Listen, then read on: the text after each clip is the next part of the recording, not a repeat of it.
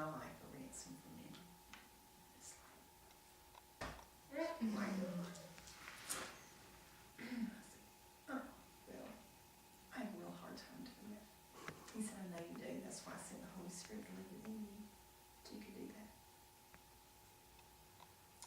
Okay. Thank you very much. But you know who changed was me. And I changed because I had an encounter with God. You know, and this is about recycles, going in the recycle bin. I mean, this is not, am I going to be a missionary to China? I mean, this is a little bitty thing that are issues that you face in marriage. You know, it's just a little bitty thing. But God spoke in my heart. Whenever He does, it will agree with Scripture. It will not contradict Scripture. It will bring honor to Him, and it will change you because you know that you have had an encounter with God. And that's what happened. It didn't change. Yesterday, my husband was putting a plastic jug. Now, this was after 5 days of not, but he was putting a plastic jug, and I felt like I was doing it to a first grader. Oh, honey, look at you putting that in the recycle. That's so good.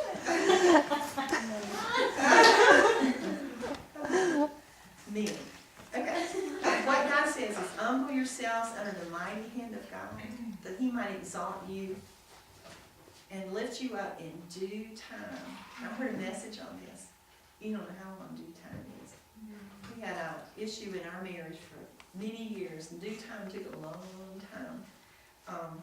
Cast your cares, burden, anxiety on Him because He cares for you. My daughter-in-law has a cat. She doesn't know what she's going to do with it, and they're moving from California to D.C. She said, can I pray about my cat? Yes. Whatever's a concern to you, whatever is a care to you, whatever causes you anxiety, that's what you're going to cast on Him because He cares for you. And 1 Peter 3:1 says, you wives must accept the authority of your husbands. Then even if some refuse to obey the good news, your godly lives will speak to them without any words. Imagine that. Without any words. They will be won over by observing the chaste. Now, since we only use that word, I looked it up. That means pure in thought and action, no ulterior motives. I used to have ulterior motives, and respectful behavior. Now, that's a tall order if you're like me, because I'm very opinionated, very outspoken, very headstrong. You know, that's just my personality. So, since it's not naturally me, it's critical that I spend daily time with the Lord. I mean, it's so critical for all of us. Even if you're just sweet like Miss Karen, you need daily time with the Lord to just realize who is sovereign, who's in control, who is just bigger than all of us, you know, as far as able to handle that situation, whatever it is with you and your husband. So I think this daily time needs to have these elements. One of them is a quiet time. Now, whether you do this before, after Bible study, whatever, but it needs to have an element of quiet time where you are not talking. You are not talking. Because I think so often we talk so much, God can't get a word in edgewise, you know, to impress anything on our hearts. We're never silent for Him to do that. So I think there needs to be some element of quiet meditation in your time that you spend with the Lord. I'll usually open Bible study with something like Jesus Calling. Y'all discovered that a little bit.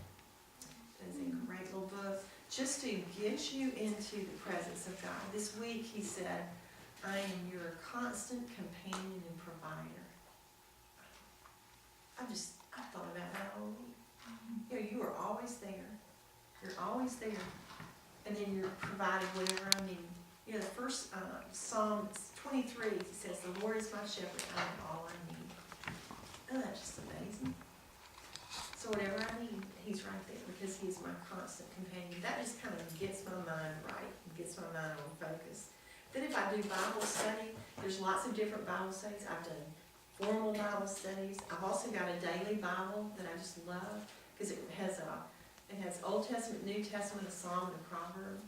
And it's not that long, and it's New Living Translation, so as you read through it, there are some incredible verses in Deuteronomy. Leviticus, I found one the other day, I was reading through Leviticus. How can you find incredible verses? There was just this amazing verse, and it was just for me that day. But it's kind of like God has something for you every day if you go into Bible study, into prayer, expecting Him to speak to you. And I think He does. And the other thing is just abiding all day. I heard someone say the other day, that just means staying close. I just stay close. And that means as I realize all day long, you're my constant companion. But as different things come up, as I'm concerned about something, as I rejoice about something, as I give thanks about something, I can tell Him because He's right there. He's my constant companion. Then too, in closing this, the wife is the one that makes a house a home. She's the one that kids that come to in the middle of the night to throw up on or take a bad drink, whatever. She's the one. There are no signs that say is Daddy happy, and no, it's nobody happy. It's Mom. You know, Mom's the one that makes the house a home. And I believe that whole tone is set when you spend time with the Lord. And that's a daily thing that you're doing. You just kind of get, your tank gets refilled, and then you're ready for your family.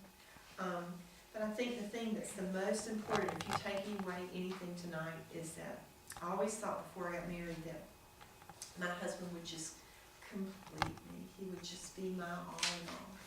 Well, that's just not the case. I think he's supposed to be icing on the cake. And it's great icing. You know, I wouldn't give him anything for him. But the cake is good. You know, but who meets your deepest needs? The one that will satisfy your heart and meet those deepest needs and produce the fruit of the Spirit in you, which is peace, and patience, and kindness, and goodness, love, is Jesus. I mean, He's the only one. If you think that your husband is going to fill you with peace every day or give you joy every day, you're just a misguided little soul. He's not. You know, sooner or later He's going to disappoint. And but Jesus just doesn't. I mean, you come every day to get your tank filled and it's there. You know, life is going to be hard. There's going to be some awful things that happen. But He's right there. He walks you through it. He walks you through it. And He knows exactly what you need. He's the one that will meet your deepest needs. So you see why your husband's foundation needs to be the same as yours. I mean, it really does. It's just imperative that it's the same as yours. Why God says, do not be unequally yoked with unbelievers. What fellowship is light with darkness? You don't. The way you approach things, your love for the Word, your love for prayer, you know, the basis for how you make decisions, the basis for your relationship with your husband, all of that is because of your relationship with the Lord. So if your husband's is very superficial or non-existent, there's nothing to bind you together. I was reading this, we're involved with Campus Crusade for Christ in that. I've always followed different people that have been in that organization. And I was reading a little booklet about couples who have given money over the years, I mean like new money, to fund different projects that they have had. And husband and wife were just so together in their love for what they were able to do through this organization to win people to the Lord. It was just, they were just like one. You know, it was just so neat to see the bond that they had because of their relationship with the Lord, each one of them, that just bound them together, which is exactly what you desire. There are so many issues that you face when you're married that you need to agree on. I was thinking about different issues that we've had in the years, just jobs. We've made 10 different moves. We've lived everywhere, even overseas one time.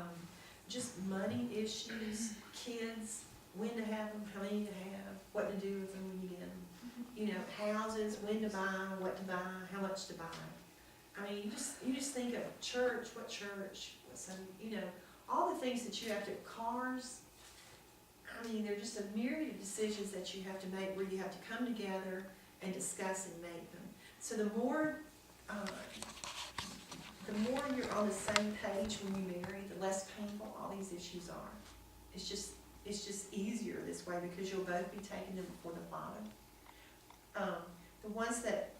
Those are the ones that came to mind that I thought of. This is a book by Stormy O'Martin, and it's The Power of a Praying Wife. But she's got another one, The Power of a Praying Woman, as well. And I just think she's just excellent. These are short little chapters, and then she will have scripture, and then she will have a prayer that she voices. But these are issues that she prays about her husband. Let me just read some of them. She had like 21. His work, finances, sexuality, affection, temptations, his mind, his fears, his purpose, his choices, his health, his protection, his trials, his integrity, his reputation, his priorities, his relationships, his fatherhood, his past, his attitude, his marriage. I mean, you look at all of those things and think, if you're married to someone who does not have a relationship with the Father, how much is this impacted by a relationship with Jesus? What difference would there be? I wanted to read something that I said. You think there's any difference in the way a believer does life or even thinks about life in these areas than in the way a non-believer does? Now you just think about that. His trials, his integrity, his reputation, his relationships, how he relates to the family, his choices, his purpose, his temptations. I mean, look at all of those. And as you look at all, and you know, as I talk about all this, I think what I'd like for you to go away with is, if I ever thought it was important to marry a Christian man, that his goal is to grow in the Lord and grow in grace and knowledge of the Lord Jesus Christ, it is imperative that I do it now. Because I want a husband that I can pray for, that I know that God is speaking to his heart,